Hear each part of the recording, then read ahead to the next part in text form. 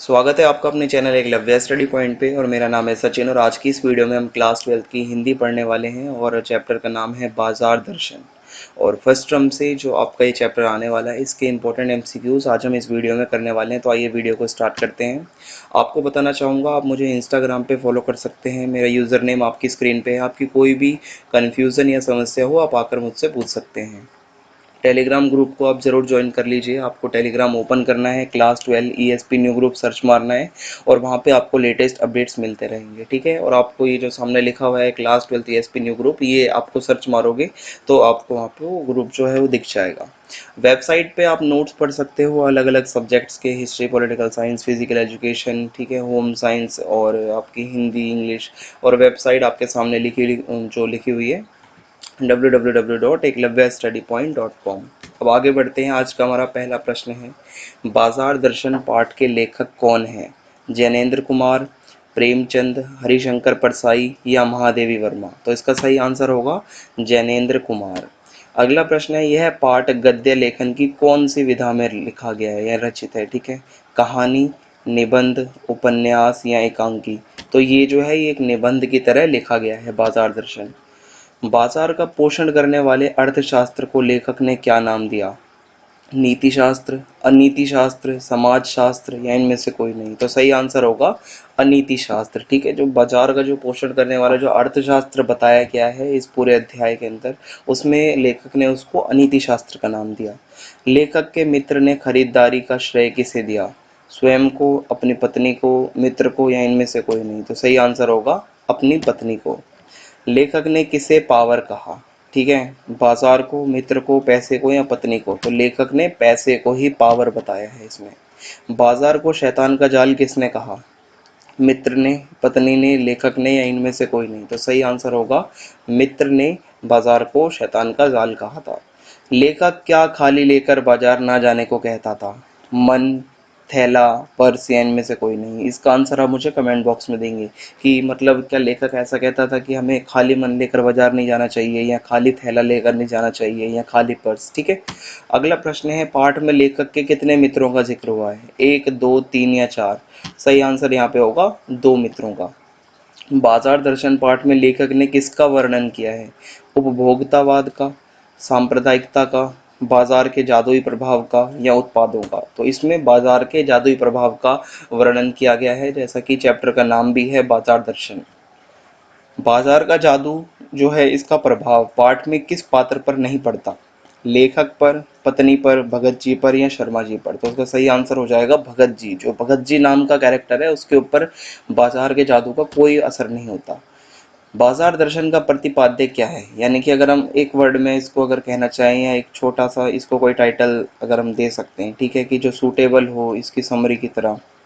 बाजार के उपयोग का विवेचन है इसमें, या बाजार ना जाने की सलाह दी गई है, बाजार जाने की सलाह दी गई है, इनमें से कोई नहीं? तो सही आंसर हो जाएगा बाजार के उपयोग का विवेचन। किस तरीके से हमें बाजार, मार्केट का उपयोग करना चाहिए, जो चीज़ें ज़रूरी मतलब जो ज़रूरत की हैं वही लेनी चाहिए, फिजूल खर्ची नहीं करनी चाहिए।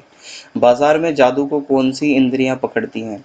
हमारी आंखें, नाक, कान या इनमें से कोई नहीं? तो ऑब्वियसली हमारी आंखें ही देखती हैं, जो भी चकाचौंध होती है बाजार की वो हमारी आंखों में ही हमें नजर आती है। बाजार दर्शन पाठ के आधार पर धन की ओर कौन झुकता है? निर्बल, निर्धन, विवश या इनमें से कोई नहीं? आंसर आप मुझे कमेंट बॉक्स में देंगे। पैसा, पैसे की ओर कौन झुकता है सबसे ज्यादा? ठीक है। अगला प्रश्न है, लेखक के मित्र ने बाजार को किसका जाल कहा? धन का जाल, शैतान का जाल, माया का जाल या आस्था का जाल? तो लेखक के मित्र ने इसको शैतान का जाल बताया है। भारत सरकार ने जैनेन्द्र कुमार को कौन सी उपाधि प्रदान करी? पद्मश्री, पद्म भूषण, वीर चक्र या इनमें से कोई नहीं? तो उनको पद्म भूषण से सम्मानित किया गया। लेखक के अनुसार संयमी लोग कैसे होते हैं? जिनमें संयम हो। फिजूल सामान को फिजूल मानते हैं या फिजूल सामान को अच्छा मानते हैं या इनमें से कोई नहीं? तो सही आंसर होगा संयमी लोग ऐसे होते हैं जो कि फिजूल सामान को फिजूल ही मानते हैं, वो उसको नहीं लेते। सामान, सॉरी ये थोड़ी सी टाइपिंग मिस्टेक है। सामान जरूरत के हिसाब से नहीं, डैश के हिसाब से आता है। किसके हिसाब से आता है सामान? इच्छा के हिसाब से, या परचेजिंग पावर या इज्जत या इनमें से कोई नहीं?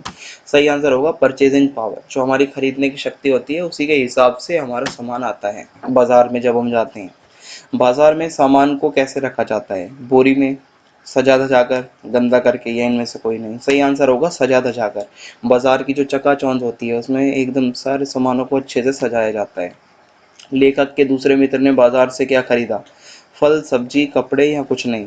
तो उसने बाजार से कुछ भी नहीं खरीदा। मनुष्य को सब और की चाह कब घेरती है? ठीक है, जब उसे ज़रूरत का ज्ञान होता है, या जब उसे ज़रूरत का ज्ञान नहीं होता, या जब पैसा नहीं होता उसके पास, या इनमें से कोई नहीं? सही आंसर होगा जब उसे अपनी ज़रूरत, अपनी नीड्स का ज्ञान नहीं होगा, तभी उसको चारों तरफ की चीज़ें अच्छी लगने लगती हैं और उसको चाह होती है कि हर चीज़ मेरे पास हो। लेखक के अनुसार बाजार कैसा होता है? जादुई, अच्छा, मनमोहक, या इनमें से कोई नहीं? तो बाजार जादुई होता है, आपने भी एक्सपीरियंस किया होगा। बाजार के जादू की तुलना किससे की गई है? जादूगर से, चुंबक से, चमत्कार से, या इनमें से कोई नहीं? तो बाजार एक तरीके का चुंबक यहाँ पे बताया गया है जो हमें आकर्षित करता है। भगत जी चूर्ण किस में रख कर बेचने निकलते थे? पेटी में, डिब्बे में, गाड़ी में, या इनमें से कोई नहीं? तो भगत जी पेटी में अपना चूर्ण जो है उसको बेचते थे। भगत जी की हर दिन कितनी कमाई होती थी? 5 आने, 2 आने, 3 आने, या 6 आने? उनकी कमाई लगभग 6 आने की हो जाती थी। भगत जी क्या बेचते थे? सब्जी, फल, खिलौने, या चूरन? अभी हमने देखा तो वो चूरन बेचा करते थे। सलज्ज का अर्थ क्या है? ठीक है, सालज्ज, शर्म से, शान से, गर्व से, निडरता से। इसका अर्थ है शर्म से। लेखक ने दिल्ली के किस बाजार का जिक्र किया है इस अध्याय में? चांदनी चौक का, सरोजनी नगर का, करोल बाग का, या इनमें से कोई नहीं? तो यहाँ पे चांदनी चौक बाजार का जिक्र किया गया है। लेखक के अनुसार किस प्रकार का व्यक्ति धन की ओर झुकता है? निर्बल, बलवान, समर्थ, या इनमें से कोई नहीं? तो जो निर्बल होता है वो ही धन की ओर झुकता है। जैनेन्द्र जी का जन्म कहाँ हुआ? अलीगढ़, बनारस, या बिहार, या पंजाब? तो उनका जन्म हुआ अलीगढ़ के अंदर।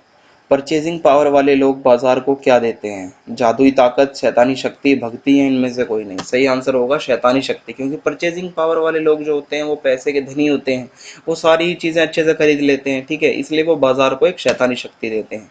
इसी के साथ हमारी आज की ये वीडियो यहाँ पे खत्म होती है। अगर आपको वीडियो पसंद आई हो तो आप चैनल को सब्सक्राइब करना ना भूलें, बेल आइकन को दबा दें ताकि आने वाले वीडियोस के अपडेट्स आपको मिलते रहें। वीडियो को ज़्यादा से ज़्यादा शेयर कर दीजिए। जय हिंद, जय भारत, धन्यवाद।